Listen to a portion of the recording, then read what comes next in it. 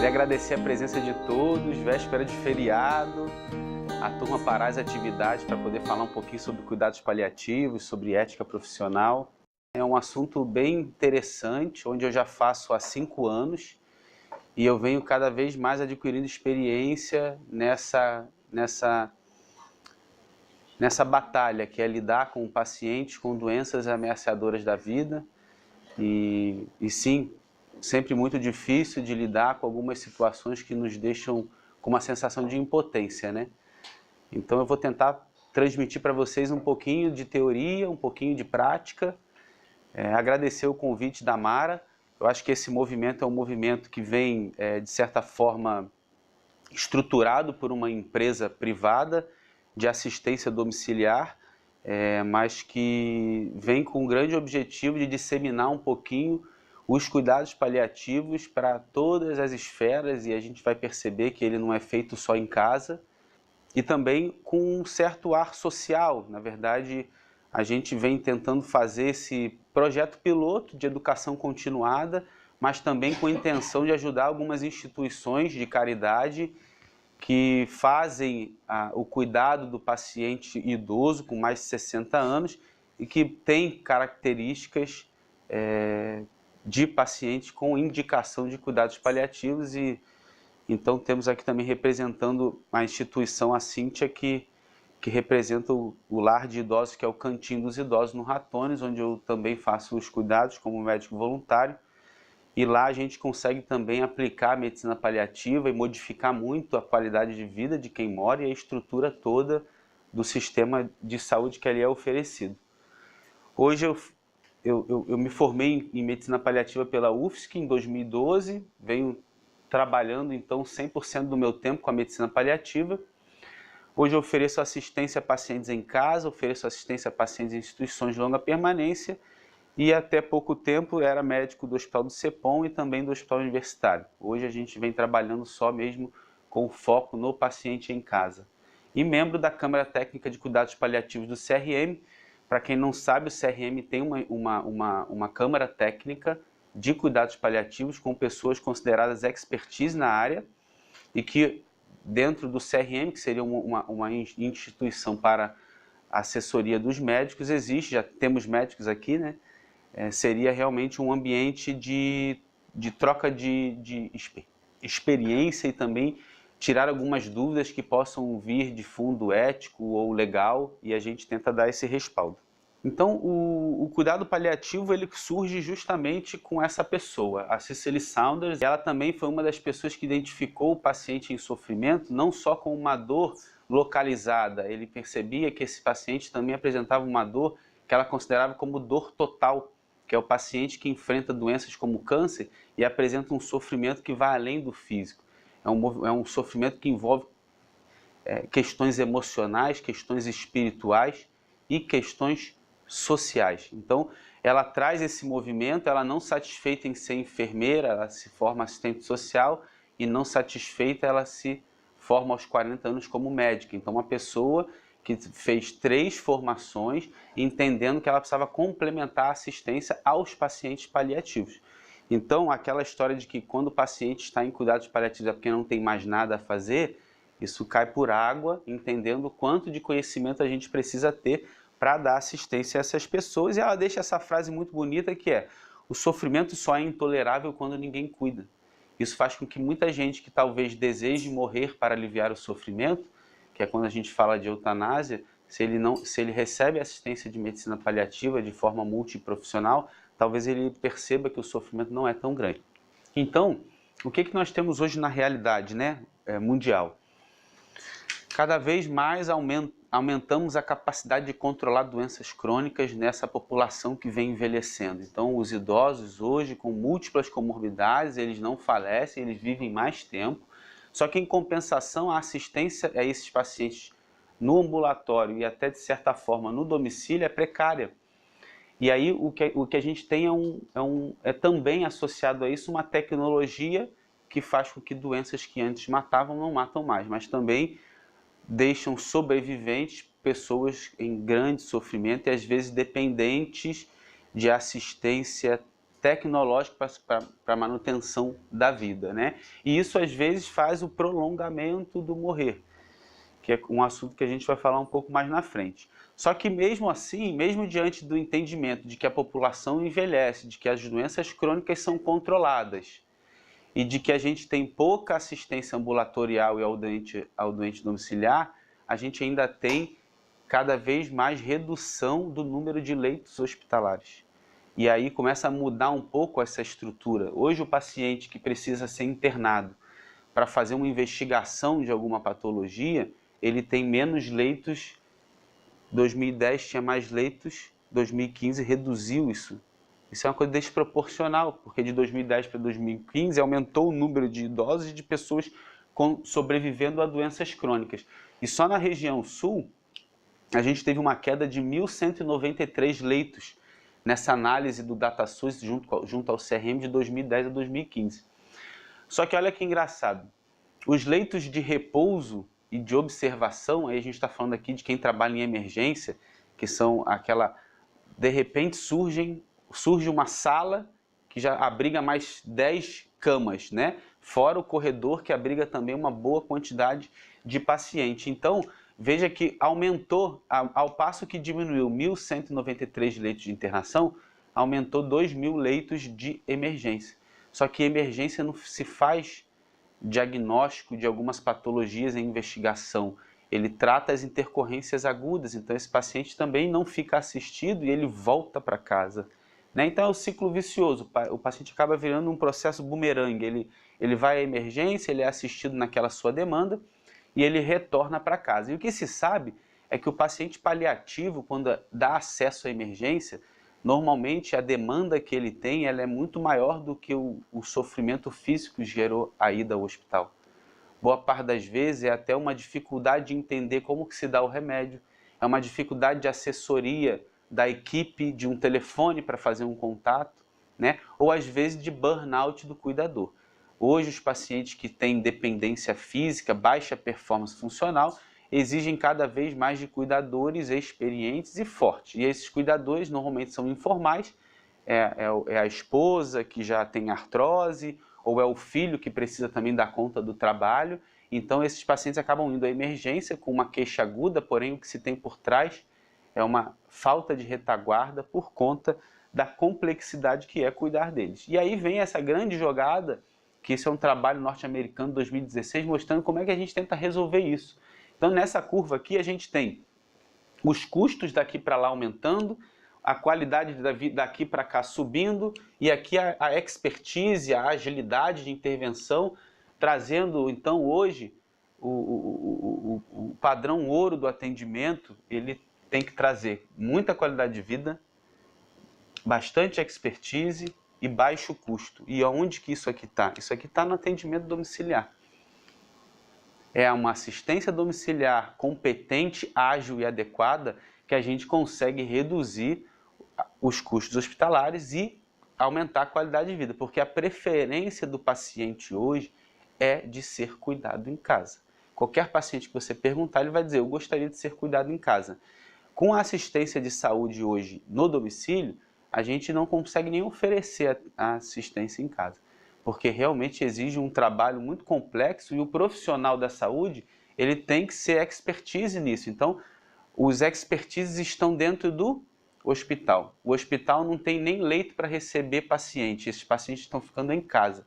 E o expertise, o bom fisioterapeuta, a boa fonoaudiólogo, o bom profissional médico, o bom nutricionista, a turma inteira está no hospital. Mas os doentes que estão precisando deles estão em casa.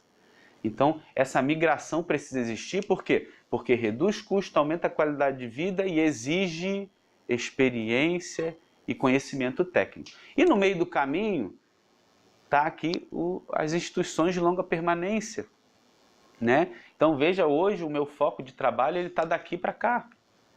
É daqui para cá, essa vai ser a realidade daqui para frente da assistência à saúde. Onde aqui é nas unidades de terapia intensiva e as enfermarias, que é o tratamento do doente crítico, a gente tem cada vez mais elevados custos, né, e pior qualidade de vida. Né? Quem sabe como é a assistência de um paciente numa UTI sabe o quanto que eles enfrentam sofrimento. Lógico que numa condição reversível a gente tem que dar o máximo de assistência a ele, né? Mas a gente também tem condições reversíveis simples, como o tratamento de uma infecção por antibiótico, que você faz um antibiótico em casa e a gente consegue resolver, e esse paciente nem precisa ir para o hospital, não delira, não faz úlcera de pressão e outras condições que acabam acontecendo. Por quê? Porque esse paciente vai parar num leito de emergência adaptado, onde os funcionários estão sobrecarregados e não conseguem fazer mudança de decúbito no paciente que está no leito de corredor, né? Então, a medicina paliativa é uma necessidade, e a definição dela explica o porquê que ela é uma necessidade, né? Ela é uma abordagem que vai promover qualidade de vida ao paciente e também aos seus familiares, né? Eu costumo dizer nas instituições de longa permanência, o mais fácil é dar conforto para o paciente, porque isso é treinamento. É igual pressão alta. Quem trata pressão alta muitas vezes é muito ágil tratar pressão alta, né? A nutricionista que aborda uma desnutrição de um paciente que tem deficiência de B12 ou alguma outra condição de patologia, ela rapidamente consegue reverter. O conhecimento técnico nos dá base para reverter as condições que o paciente tem, mas a gente esquece que a família faz parte do processo e que ela sofre. Então, a medicina paliativa prioriza a assistência também aos familiares. E quem são esses pacientes? São doentes que têm condições que ameaçam a vida.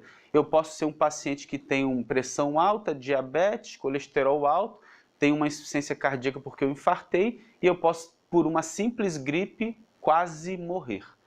Então, o fato de eu ter 3, 4 doenças me faz ser um paciente paliativo, porque existem doenças que ameaçarão a minha vida. Mas eu também posso ser uma pessoa como eu, normal, não tem nada. Faço uma infecção urinária grave, uma pielonefrite, vou para a UTI, meu rim para de funcionar, eu não respondo à diálise, né? Eu faço 4, 5, 6 infecções hospitalares e eu entro em falência orgânica, eu me tornei um paciente paliativo, né? Então, esse entendimento precisa estar muito claro. E o grande objetivo é prevenir e aliviar o sofrimento. Se eu estou prevenindo, eu não quero que aconteça. Então a gente se prepara para prevenir o que vai acontecer. Se eu tenho habilidades que me fazem perceber que as doenças têm características naturais e evoluções naturais, eu me antecipo para que esses eventos não ocorram. Então, se eu tenho um paciente que fez um AVC, evoluiu com a disfagia, e eu sei que ele provavelmente vai ter dificuldades de comer um frango com arroz, eu vou me prevenir, eu vou chamar a fonoaudióloga e talvez a gente tenha que readequar a consistência do alimento. Então isso é muito importante. E a avaliação e o tratamento impecável da dor. Por que a dor é considerado o principal? Por que a dor hoje é considerado o quinto sinal vital? Porque a dor é muito prevalente na população em geral. O paciente hoje que está em casa vai procurar emergência pelo simples fato de sentir dor. Eu estou em casa sem fazer nada, que aparece uma dor aqui nas minhas costas, vou correndo para emergência e descubro que é cálculo renal. Ah, se eu estou com uma dorzinha aqui no joelho, o que eu faço? Eu não faço nada, eu boto um gelo e espero. Mas se a dor não melhora, eu vou à emergência. Então, boa parte das idas às emergências se dão por dor. Dor é o quinto sinal vital, tão importante quanto pressão alta, frequência cardíaca, temperatura e frequência respiratória. Então, precisamos também identificar a dor, principalmente em quem não consegue se comunicar. Que aí entra aquela população acamada, que tem Alzheimer, que tem demências frontotemporais ou outras patologias que dificultam a comunicação, ou uma afasia, uma afasia mista depois de um AVC, e que se toda vez que eu mudo ele da cama para a cadeira, ele faz uma cara esquisita, ou ele tem medo que você encoste nele, mas ele não diz para você que tem dor, eu tenho que perceber, nossa, pode ser que ele tenha dor, que ele tem medo de que eu chegue perto dele, né? Porque é a única forma que ele tem de tentar se proteger a algo negativo. Eu não sei se é dor, medico para dor de forma fixa. Por quê? Porque eu quero prevenir a dor. Essa dor vai melhorar amanhã? Ele amanhã vai deixar de ser acamado e vai passar a andar? Não. A dor então vai acontecer todos os dias? Sim. Então eu medico todos os dias, de forma fixa e no relógio, com horário programado, né? Só que a gente não trata só a dor, a gente vai tratar outros sintomas físicos, porém vamos incluir sintomas psicossociais e sintomas espirituais. Então, a presença do assistente social, a presença da psicóloga, uma abordagem também harmônica, uma comunicação alinhada, um trabalho humanizado de toda a equipe interdisciplinar e a presença de um profissional especializado na espiritualidade, que aí entra o capelão, né? Isso faz com que a gente consiga aliviar boa parte do sofrimento. Boa parte do sofrimento. E aí, para a gente entender um pouco como é que anda pelo mundo a qualidade de morte, a gente procura descobrir como anda a assistência da medicina paliativa no mundo. E aonde o Brasil está? Está aqui, ó. 42º pior país para se morrer. Se a gente nasce, a gente vive, a gente morre, quando nasce a gente vai procurar qual maternidade? Aqui tem UTI. Não é assim? Nossa, eu tô com 34 semanas, a médica não sabe se eu vou conseguir chegar às 39. Opa, a médica já disse que a maternidade tem que ser boa e tem que ter UTI. Eu vou lá e me organizo, né? Eu traço a minha vida trabalhando, tentando manter o equilíbrio para que eu tenha retaguarda para caso eu perca o emprego, para caso eu fique adoecido. E também eu preciso ter retaguarda para morrer bem, né? Porque todos nós vamos morrer, porque isso é um ciclo da vida. Podemos nos organizar para o processo de nascimento de alguém, podemos nos organizar para morrer bem. E nós hoje somos o 42º país dentro de qualidade de morte, tá? Ficando abaixo da Argentina e abaixo da Costa Rica.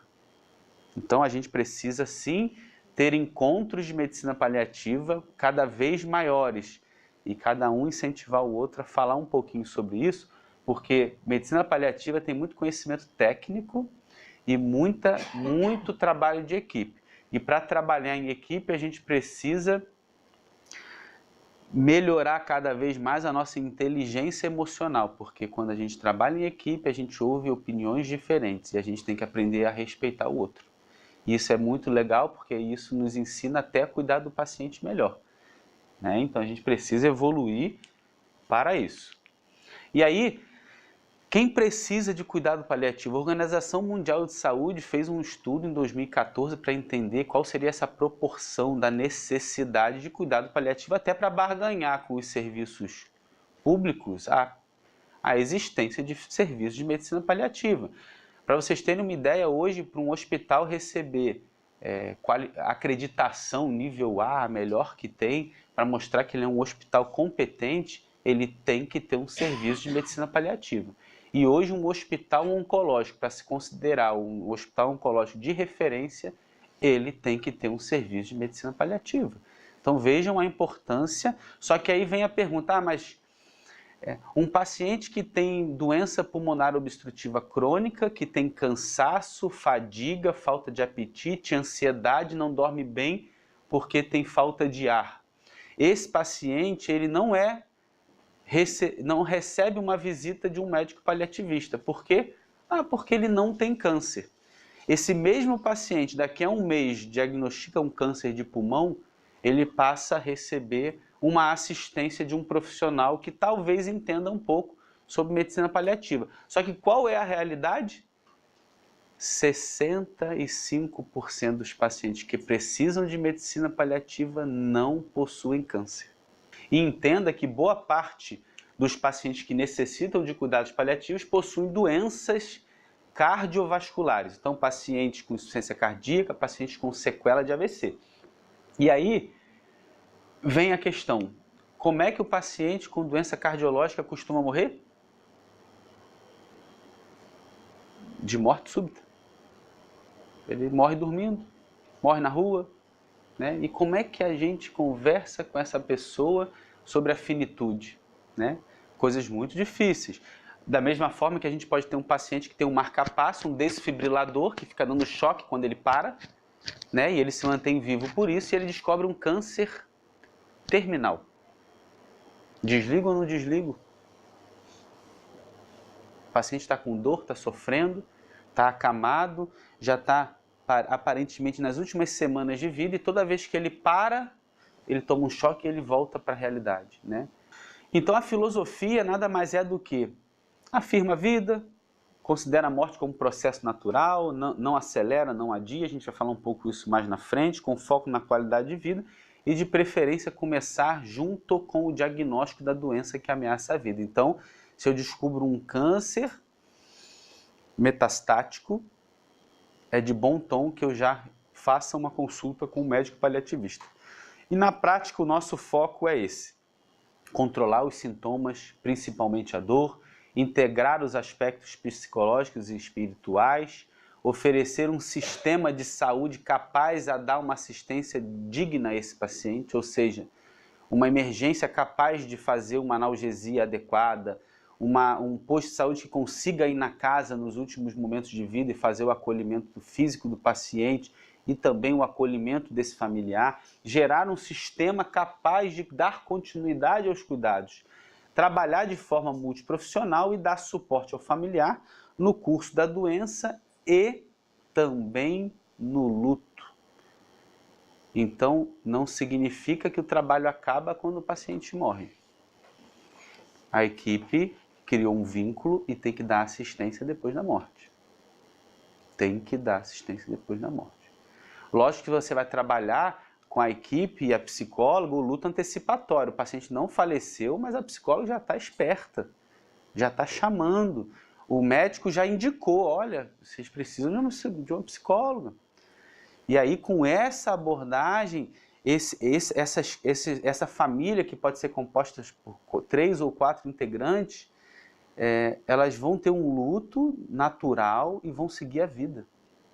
Mas e se isso acontece de forma desastrosa? Se morre um e mais 5? Morre um que sai da terra e os outros 5 não voltam mais a trabalhar. Eles entram em depressão, ou um tenta se matar e eles não exercem mais uma posição social e você perdeu mais 5. Por quê? Porque precisa ter habilidade e precisa trabalhar em equipe. Então, sempre que a gente fala de ética, a gente vem com aquelas questões, o que é eutanásia, o que é distanásia, o que é ortotanásia? Isso é mais uma questão muito teórica para o entendimento de vocês, mas que vale a pena às vezes citar em aula, né? A eutanásia é quando se contribui para a morte de uma pessoa que, apesar de poder viver mais tempo, ela pretende pôr fim à sua vida porque ela está sofrendo. Talvez essa pessoa mude de ideia se ela receber medicina paliativa. Só que isso no Brasil, não pode ser feito. Isso seria fazer o paciente morrer, que não é o trabalho da medicina paliativa. A distanásia é o que costuma ser visto hoje nos hospitais gerais, né?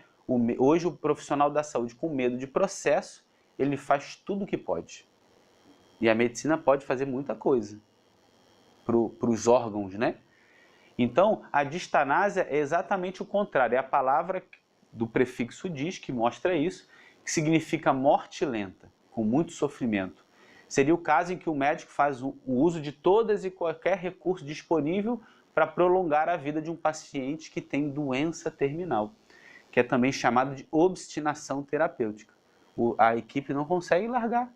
O paciente tem todos os sinais de que ele está morrendo e a equipe não consegue perceber, né? E isso traz... E quando eu estou na tentativa de modificar o curso natural da doença, na tentativa de curar a doença, será que eu consigo abrir espaço para falar sobre luto, para falar sobre sofrimento social, emocional, espiritual? Eu não consigo falar, porque eu estou bloqueado, eu estou focado na doença, né? E a ortotanásia, que é o que a medicina paliativa trabalha, né?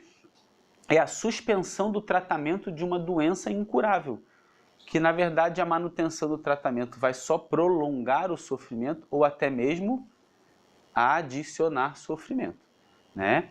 Então, significa trazer qualidade de vida a essa etapa final. Então, o modelo antigo de cuidado paliativo era esse modelo, onde você fazia todo o tratamento prolongador da vida e restaurador, onde eu trato a doença de forma agressiva. Pá! Chegou aqui, opa, não tem mais nada a fazer. Ah, então agora chama a equipe de cuidado paliativo. Então, de uma hora para outra, o doente era abandonado pelo seu médico assistente e ele era encaminhado para uma equipe de cuidado de quem estava morrendo.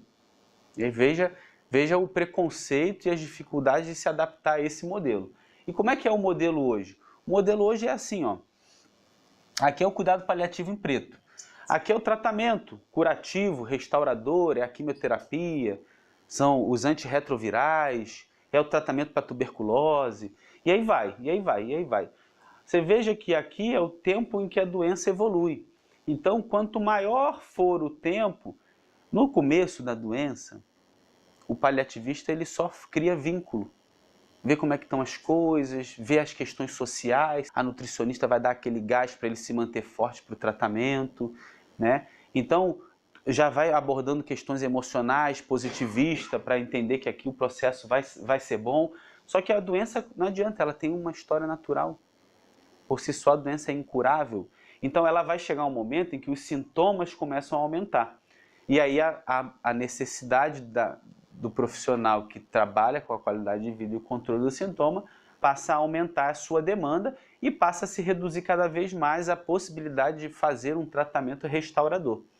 Então veja que é algo gradativo, transicional, para que exista vínculo, para que o paciente perceba que ele está sendo acolhido por uma equipe, onde não vai existir quebra de segmento, né? E é dessa forma que tem que ser. Então, aquela história de, ai, mas já vai mandar para o paliativista, mas ele nem está morrendo.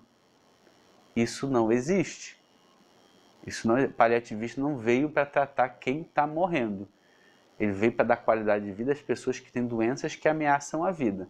Eu tenho um exemplo no consultório de um paciente que descobriu um câncer de intestino com metástase pulmonar aos 76 anos.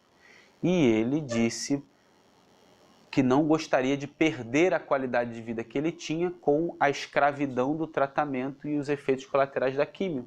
O oncologista concordou e ele foi visto pelo oncologista e pelo médico paliativista ao longo da doença.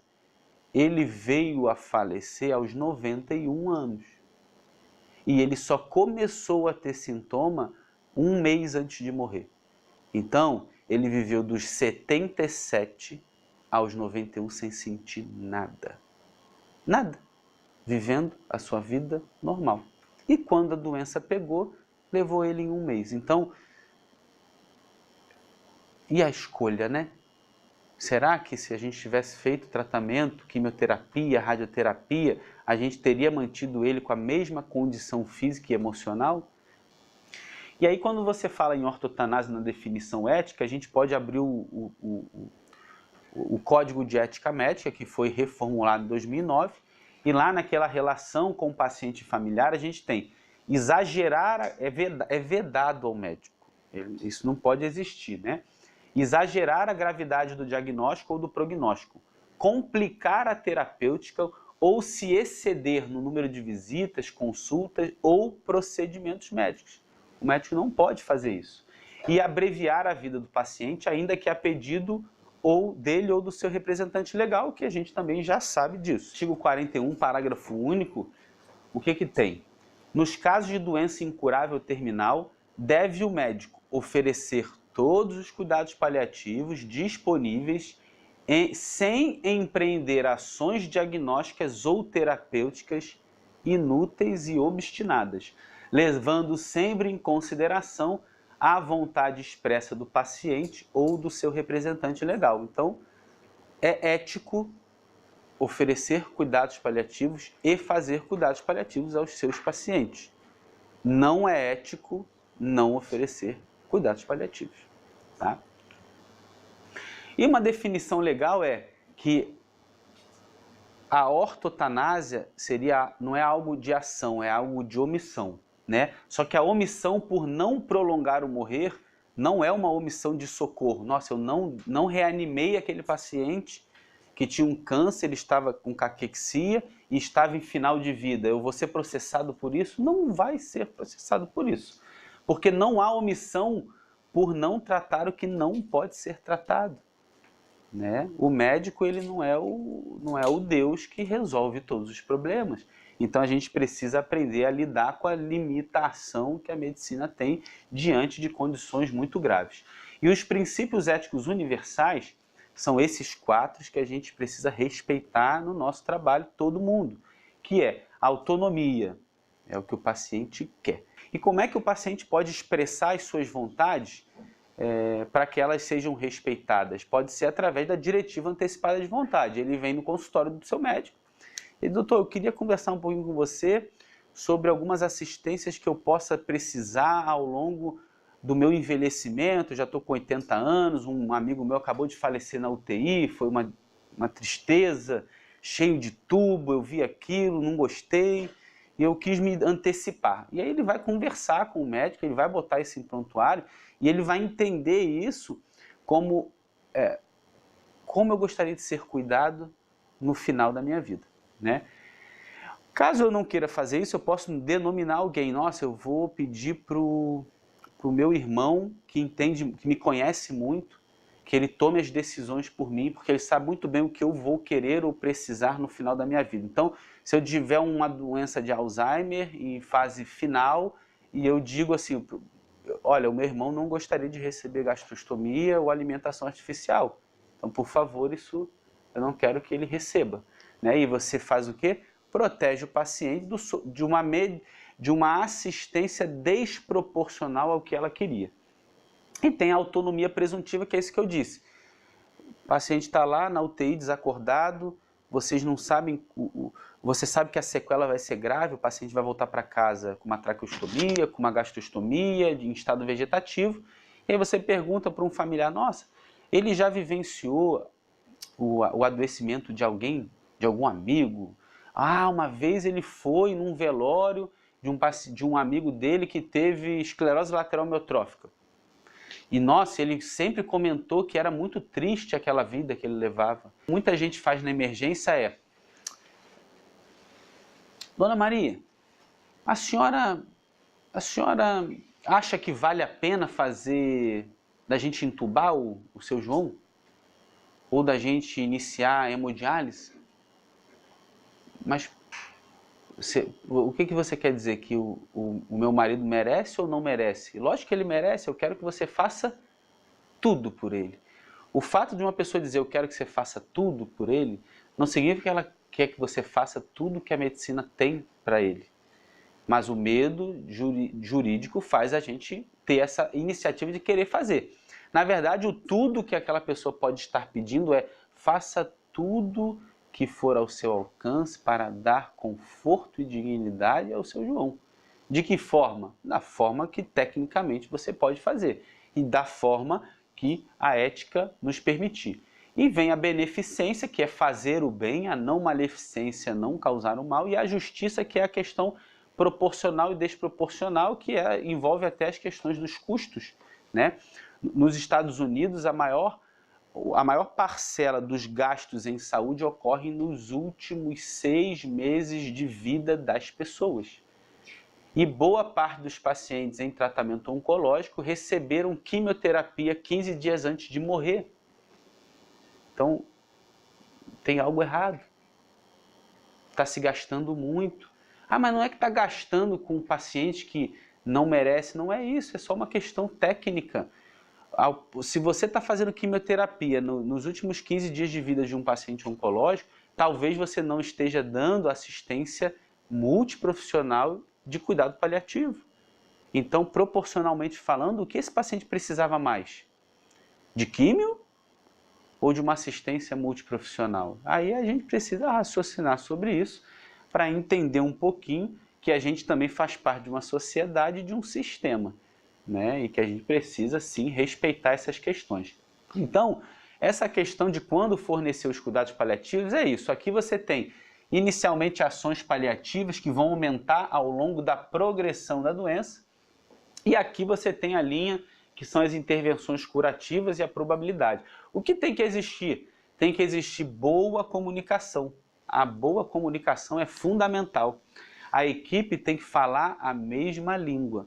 Por isso que todo mundo tem que sim se comunicar. Não adianta eu comento uma coisa, não aviso para a nutricionista que eu comentei com a família e eu boto a nutricionista de saia justa com a família numa outra condição. Não pode.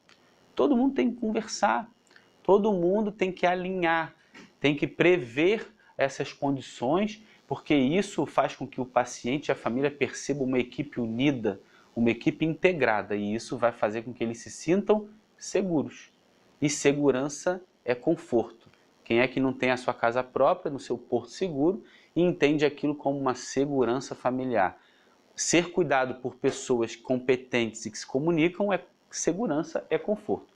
Controlar bem os sintomas e definir o prognóstico. Definir o prognóstico. Então, se a nutricionista não percebe que o paciente está falecendo, ele talvez tenha 2 semanas de vida, e ele tem uma escara grave, e o paciente tem uma condição social muito ruim, e ela não se comunica com a equipe, e diz para a família comprar Cubitan e mais outros produtos que são caríssimos, que é para recuperar o estado nutricional e melhorar a ferida, eu gerei o quê? Um sofrimento. Porque eu pedi para a família comprar algo que custa próximo de 300, 400 reais, né, para uma condição onde o prognóstico diz para a gente que esse paciente talvez faleça nos próximos 2 semanas e que esse estado nutricional não será recuperado. Então, o trabalho de equipe envolve isso. Como a fisioterapeuta vai querer trabalhar a mobilidade, a parte pulmonar, e talvez a única reserva funcional que esse paciente tenha seja tão pequena que talvez seja melhor ele gastar essa energia para comer e não para mexer a perna e o braço.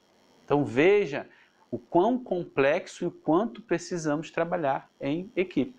Então tudo muda, é bem diferente trabalhar com os cuidados paliativos. E aqui vem a recusa de terapia fútil, né? Que significa isso, eu sei o que fazer. Tecnicamente, o livro e a faculdade me ensinou, né? Só que isso me parece fútil. Um paciente diabético que está nas últimas 48 horas de vida e eu vou continuar vendo o HGT a cada 4 horas, isso, vamos falar em justiça, isso está gastando dinheiro. Tá, mas vamos falar então do sentimento, isso está gerando dor. E o que você vai fazer para ele? Você vai dar insulina ou não vai dar insulina? Se der insulina é mais uma injeção, né? E você vai modificar o curso natural da história desse paciente. E vou continuar vendo a pressão a cada 6 horas. E aí a família vai olhar quanto que deu a pressão para a enfermeira e para a técnica. Ai, deu 6/5. Aí ela já começa a ligar. Olha, deu 6/5. O que a gente faz quando a pressão está baixa? Quem está no hospital sabe. A gente corre um soro. Corre um soro. O que a família vai pedir? Corre um soro. Aí o colega vai lá e corre um soro. Aí o paciente fica todo inchado. E aí ele não consegue engolir, ele começa a ficar com a boca cheia de saliva. Aí ele começa a respirar sobre a saliva, que é o ronco da morte. E aí a família tem a sensação de que ele está morrendo afogado. E como é que vai ser o luto dessa família que viu o seu ente querido morrendo mal? Então veja quanta coisa precisa ser alinhada. Se eu não meço a pressão, eu não gero esse sofrimento. Aí o oxímetro, oxímetro, né? Hoje eu cuido de uma criança que ela teve queimadura do dedo, de tanto que eles queriam vigiar a oximetria de um paciente paliativo. Então a gente às vezes acha que não causa mal com excesso, nós sim causamos mal com os excessos. Então as necessidades dos pacientes são diversas. Veja que são físicas, psicológicas, sociais, espirituais, condições práticas. Questão prática. O paciente não consegue sair da cama e a única pessoa que pode cuidar é a esposa que tem hérnia de disco, uma artrose no joelho e anda de muleta. Quem que vai ajudar esse paciente? Não vai ser a esposa. Questões práticas, simples assim, né? O acesso, como é que eu vou levar uma estrutura se eles moram numa condição precária? não tem como nem chegar com a pessoa numa maca, questões práticas que envolvem sim uma assistência adequada, né? Além disso, a gente tem as questões dos cuidados especificamente do final da vida e do processo de morte, a perda e o luto, e aqui que é o que a gente, como médico, deve fazer, que é o retorno àquele trabalho do médico assistente, que é o médico que cuida da vida daquela pessoa do começo ao fim, né? E ele gerencia, ele não precisa ser oncologista, ele não precisa ser neurologista, ele só precisa gerenciar essa estrutura tão complexa. Se eu não tenho físio na minha equipe, não tenho psicólogo, não tenho assistente social, mas eu detecto uma demanda, uma necessidade que eu possa oferecer a essas pessoas e possa indicar os profissionais habilitados para melhorar a qualidade de vida, né, desses pacientes. Então, aonde que estão os pacientes paliativos? Aí pode vir a pergunta, né? Porque medicina paliativa é oferecida até dentro da barriga da mãe. Se você tem uma criança anencéfala, ela vai nascer e vai morrer. A medicina paliativa começa no pré-natal, acolhendo a mãe para entender a perda do filho que ela já sabe que vai ter. Isso é o papel da medicina paliativa. Então olha onde começou e vai até a outra idade, né? Se vocês forem ao hospital infantil, vocês vão ver quantas crianças que estão sofrendo e que vão morrer, sim, antes de chegar aos 10 anos. E com que qualidade de vida? Mas e a mãe? A mãe tem vida? Tem alguém preocupada com a mãe? A terapeuta ocupacional vai fazer trabalho com a mãe? A psicóloga vai cuidar da mãe? Entende? Então, olha quanta coisa se tem para fazer diante de um paciente com indicação de medicina paliativa. Então ele pode estar no domicílio, ele pode estar num hospital dia, ele pode estar no ambulatório, no consultório, ele pode estar numa instituição de longa permanência, que aqui é a minha grande paixão, porque aqui está cheio de gente precisando, principalmente as famílias, porque eles carregam a culpa de ter um paciente institucionalizado e nós carregamos o preconceito, né? Onde a gente entende que a gente deveria cuidar sim dos nossos familiares até o fim em casa. E a gente se sente culpado quando pede ajuda. E aí, se conversar com a Cíntia, que é a enfermeira do Cantinho dos Sintosos, vai perceber o quão complexo é cuidar de tanta gente com tanta habilidade e com tanta técnica. E aí, quando esse paciente chega na emergência, existe aquele rótulo, chegou de uma instituição de idosos, nem deve ser cuidado, por isso que está com escara, né? E aí, quando você pega um profissional do hospital e leva para uma instituição de longa permanência, ele não sabe nem começar a trabalhar. Porque ele diz assim, tem muita coisa para fazer, tem muito trabalho e eu não tenho ninguém para me ajudar. Então se vira, vai lá, resolve sozinho. Que é a grande luta para que a gente consiga oferecer cada vez mais ajuda às instituições através do trabalho integral e interdisciplinar.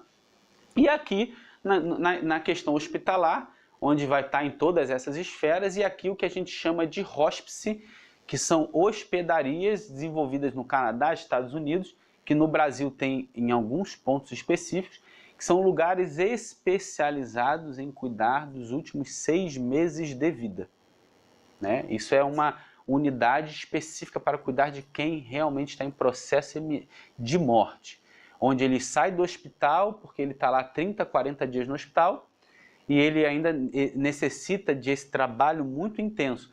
O que a gente tenta fazer hoje é adaptar essa assistência à realidade brasileira, que são as instituições de longa permanência. Mas o hospice é uma unidade que deveria ter medicações injetáveis para dar conforto a pacientes através de medicações injetáveis, sendo que isso hoje nas instituições de longa permanência é proibido. Uma pergunta surpresa que você, como médico, como físico, como fono, como nutricionista, como assistente social, como psicólogo, pode se fazer para entender se esse paciente precisa de uma avaliação tão global da medicina paliativa eu me surpreenderia se esse paciente falecesse nos próximos 6 meses? Você pode perguntar isso até para o cardiologista. Ô, doutor, vem cá, esse teu paciente aqui que está internado, por terceira vez que ele interna nos últimos 4 meses por gripe e insuficiência cardíaca descompensada, Se nesse processo de 6 meses ele falecesse, você ficaria surpreso? Eu não. Opa! Olha, essa pergunta traz uma especificidade de 83% e uma sensibilidade próxima de 70%. Então, se fazer essa pergunta é primordial. Opa, se você não se surpreenderia, por que você não se surpreenderia? Olha o raciocínio que a pessoa tem que fazer para não se surpreender. Se ela não se surpreende, significa que talvez esse paciente vá sim falecer nos próximos 6 meses.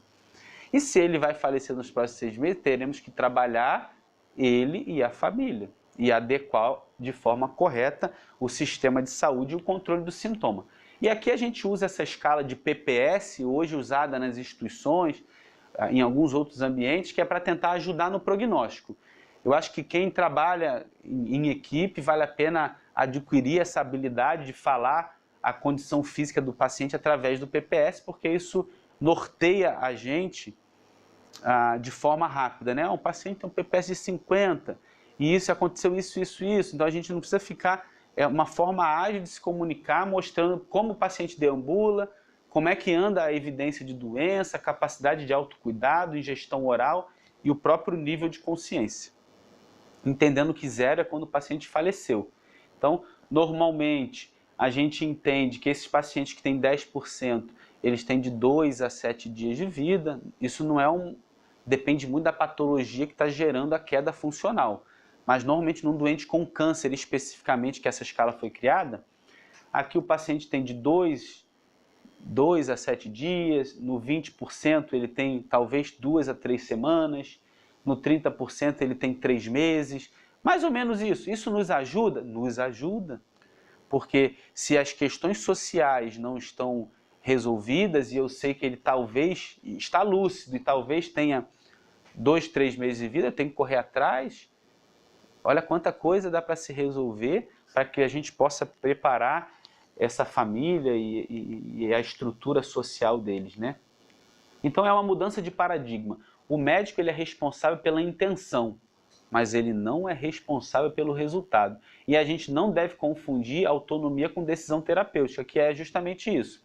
Eu chegar, o pedreiro chegar para mim e perguntar: doutor Rafael, você vai construir essa tua casa aqui, 2 andares, você quer viga de 8 ou viga de 10? Eu não entendo o que você está me falando. Então eu não posso chegar para uma família e dizer: o senhor quer que entube ou não? Você quer que vá para UTI ou não? Isso é decisão médica. Você que tem que decidir se vai ou não, né? E você tem que dar o acolhimento que essa família precisa. Ah, você quer sonda ou não? Não é bem assim. A gente precisa melhorar a forma de se comunicar para adequar o tratamento às necessidades do paciente e da família. Então, a recusa e suspensão de tratamento fútil não significa que eu estou induzindo a morte, e sim que eu estou evitando o prolongamento do sofrer. E que todo tratamento deve visar o bem-estar do paciente, né? Qualidade de vida sem prolongamento do morrer. E o capítulo do Código de Ética, capítulo princípio fundamental: nas situações clínicas irreversíveis e terminais, o médico evitará a realização de procedimentos diagnósticos e terapêuticos desnecessários e propiciará ao paciente, sob a sua atenção, todos os cuidados paliativos apropriados. E aí eu trago aqui esse artigo que foi publicado no New England em 2010, que foi um artigo muito interessante que mobilizou muitos oncologistas, onde a gente avaliou 74 pacientes com câncer de pulmão metastático, eles não poderiam receber tratamento curativo. Botamos 74 num paciente, né, com tratamento oncológico padrão, e 77 pacientes ficaram com o tratamento oncológico padrão, mais a assistência de uma equipe de cuidados paliativos. E por surpresa de todos, os pacientes viveram quase 3 meses mais, só por receberem assistência da medicina paliativa. E eles, além disso, tiveram menores índices de ansiedade e depressão, e tiveram uma morte melhor e mais digna. Como assim? Não morreram entubados na UTI, longe da família. Então, é um trabalho que traz para a gente esse entendimento que para mim, eu não preciso desses resultados para continuar fazendo o que eu faço. E nem precisa vir outro trabalho mostrando que a medicina paliativa aumenta o tempo de vida das pessoas porque aumenta a qualidade de vida. Eu não preciso desses resultados. É interessante mostrar, mas nós conseguimos perceber na prática, como aconteceu no Cantinho dos Idosos, depois que a medicina paliativa começou a trabalhar com os pacientes, onde a assistente social da prefeitura ligou, perguntando, vocês esqueceram de mandar a lista dos pacientes que faleceram? Não, mas nesses últimos 2, 3 meses não faleceu ninguém. Ué, como assim não faleceu ninguém? Não faleceu ninguém.